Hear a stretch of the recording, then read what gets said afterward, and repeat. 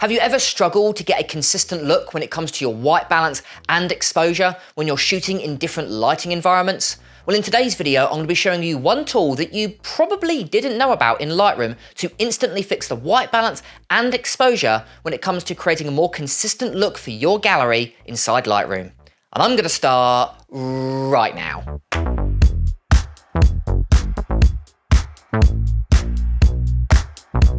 Now, as a wedding photographer or even landscape or wildlife photographer, getting a consistent gallery, I think, is really important. And to do that, you really need to get two things right. Firstly, you need to get your white balance correct. If you've got a whole range of photos and the white balance off, that's going to be quite noticeable, as well as your exposure. And especially if you've shot in RAW, your exposure might be brighter in some areas, darker in others, just simply due to different lighting conditions, or maybe you've shot on two different types of focal lengths. So let's take a very recent wedding I've shot. Let's take this photo here as an example. If I go ahead and zoom in, you can see that the actual exposure is very different between photo 1 and photo 2. Granted you, there was a couple minutes in between, so maybe a cloud came over and darkened it, but how can we better match the exposure through our entire gallery? Well, you've got two options. You could do it manually, and that would take ages, or you could batch set your photos, which is what I'm going to show you in today's video. So let's go ahead, use this as our reference photo, and let's go ahead and select all these photos shot in the same location, so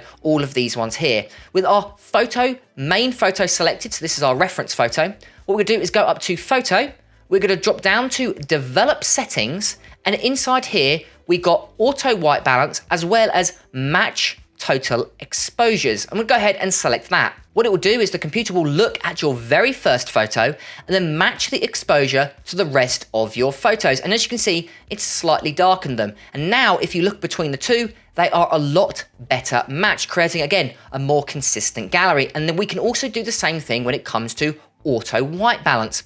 So we can go back up to photo. Again, we're going to do the same photos here.